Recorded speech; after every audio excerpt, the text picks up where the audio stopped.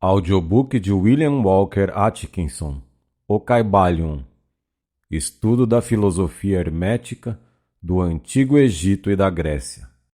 Capítulo 1. Os Três Iniciados.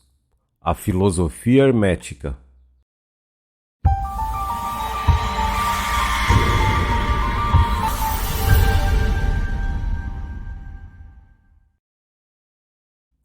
Os lábios da sabedoria estão fechados, exceto aos ouvidos do entendimento. O Caibalion. Do Velho Egito saíram os preceitos fundamentais esotéricos e ocultos que tão fortemente têm influenciado as filosofias de todas as raças, nações e povos por vários milhares de anos. O Egito, a terra das pirâmides e da esfinge, foi a pátria da sabedoria secreta e dos ensinamentos místicos. Todas as nações receberam dele a doutrina secreta. A Índia, a Pérsia, a Caldeia, a China, o Japão, a Assíria, a antiga Grécia, Roma e outros países antigos aproveitaram-se dos fatos do conhecimento que os hierofantes e mestres da terra de Ísis tão francamente ministravam aos que estavam preparados para participar da grande abundância de preceitos místicos e ocultos que as mentes superiores deste antigo país tinham continuamente condensado. No Antigo Egito, viveram os grandes adeptos e mestres que nunca foram superados e raramente foram igualados nos séculos que se passaram desde o tempo do grande Hermes. No Egito estava estabelecida a maior das lojas dos místicos.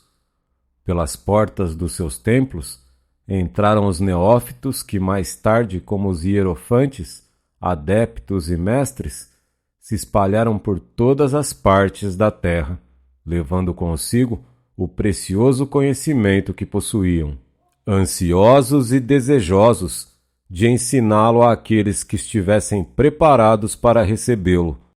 Todos os estudantes do oculto conhecem a dívida que têm para com os veneráveis mestres deste antigo país. Mas entre estes grandes mestres do Antigo Egito, existiu um que eles proclamavam como mestre dos mestres.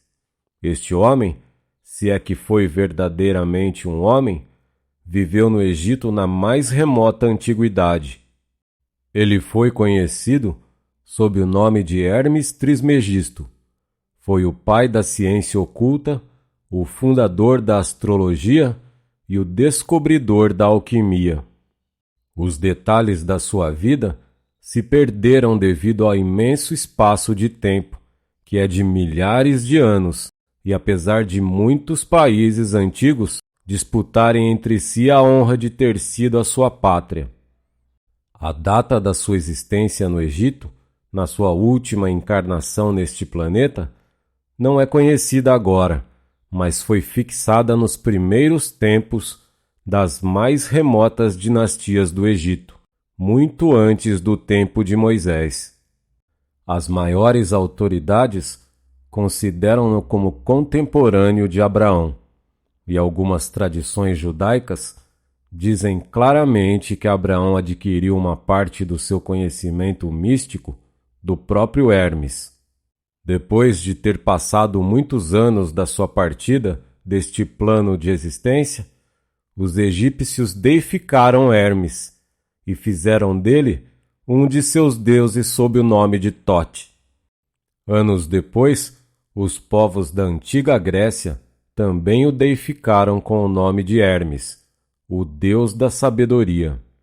Os egípcios reverenciaram por muitos séculos a sua memória, denominando-o o mensageiro dos deuses, e ajuntando-lhe como distintivo o seu antigo título Trismegisto, que significa o 3 vezes grande, o grande entre os grandes. Em todos os países antigos, o nome de Hermes Trismegisto foi reverenciado, sendo esse nome considerado como sinônimo de fonte de sabedoria. Ainda em nossos dias, empregamos o termo hermético no sentido de secreto, fechado de tal maneira que nada escapa. Pela razão que os discípulos de Hermes sempre observaram o princípio do segredo nos seus preceitos. Eles ignoravam aquele preceito não lançar as pérolas aos porcos, mas conservavam o preceito de dar leite às crianças e carne aos homens feitos, máximas que são familiares a todos os leitores das escrituras cristãs, mas que já eram usadas pelos egípcios muitos séculos antes da era cristã.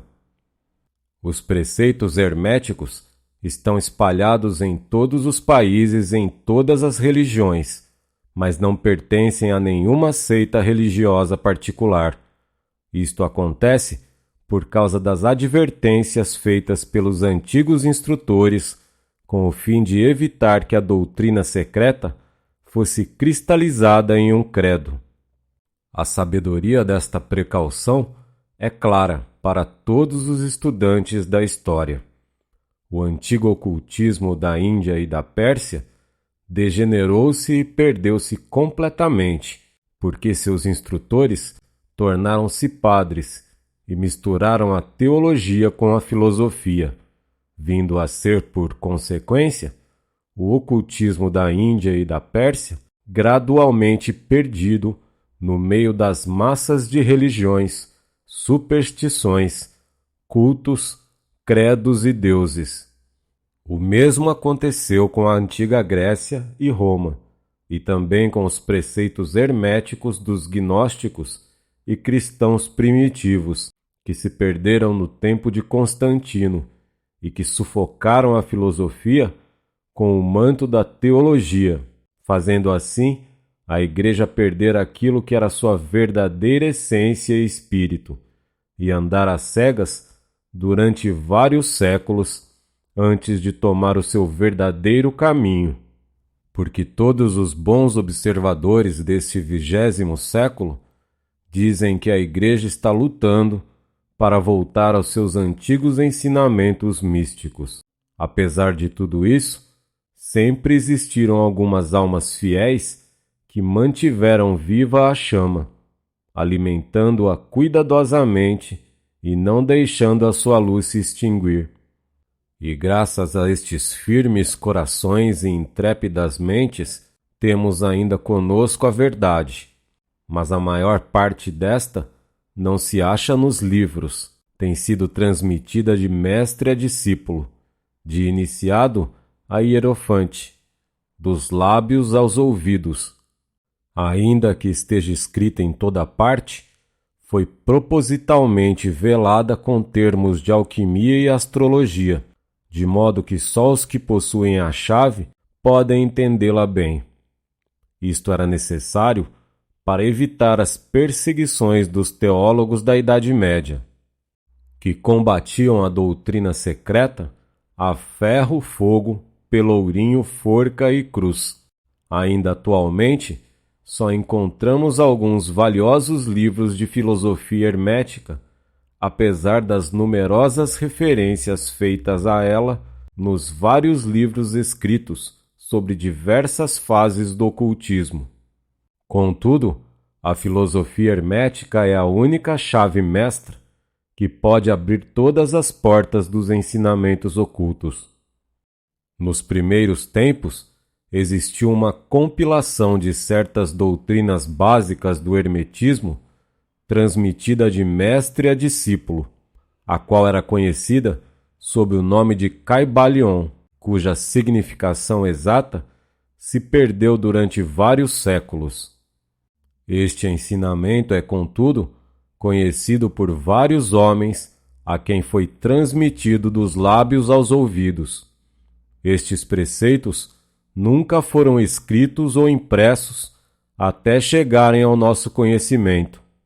Eram simplesmente uma coleção de máximas, preceitos e axiomas não inteligíveis aos profanos, mas que eram prontamente entendidos pelos estudantes, e além disso, eram depois explicados e ampliados pelos iniciados hermetistas aos seus neófitos. Estes preceitos constituíam realmente os princípios básicos da arte e da alquimia hermética, que, contrariamente ao que geralmente se crê, baseia-se no domínio das forças mentais em vez de no domínio dos elementos materiais, na transmutação das vibrações mentais em outras, em vez da mudança de uma espécie de metal em outra. As lendas da pedra filosofal, que transformava qualquer metal em ouro, eram alegorias da filosofia hermética, perfeitamente entendidas por todos os estudantes do verdadeiro hermetismo. Neste livro, cuja primeira lição é esta, convidamos os estudantes a examinar os preceitos herméticos tal como são expostos no Kybalion e explicados por nós, humildes estudantes desses preceitos, que apesar de termos o título de iniciados, somos simples estudantes aos pés de Hermes, o mestre.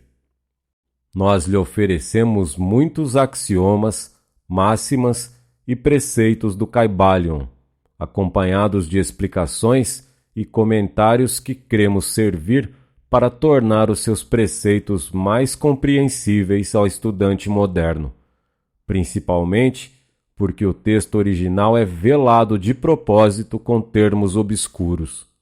As máximas, os axiomas e preceitos originais do Kybalion são impressos em tipo diferente do tipo geral da nossa obra. Esperamos que os estudantes, a quem oferecemos esta obra, possam tirar muito proveito do estudo das suas páginas, como tiraram outros, nos séculos decorridos desde o tempo de Hermes Trismegisto, o mestre dos mestres, o 3 vezes grande.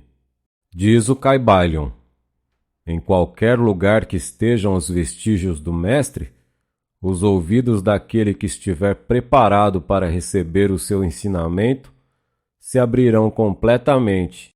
Quando os ouvidos do discípulo estão preparados para ouvir, então vêm os lábios para encher com sabedoria. De modo que, de acordo com o indicado, só dará atenção a este livro aquele que tiver uma preparação especial para receber os preceitos que ele transmite.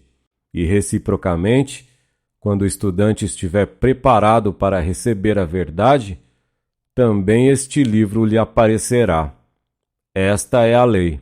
O princípio hermético de causa e efeito, no seu aspecto da lei da atração, levará os ouvidos para juntos dos lábios e o livro para junto do discípulo. Assim funcionam os átomos.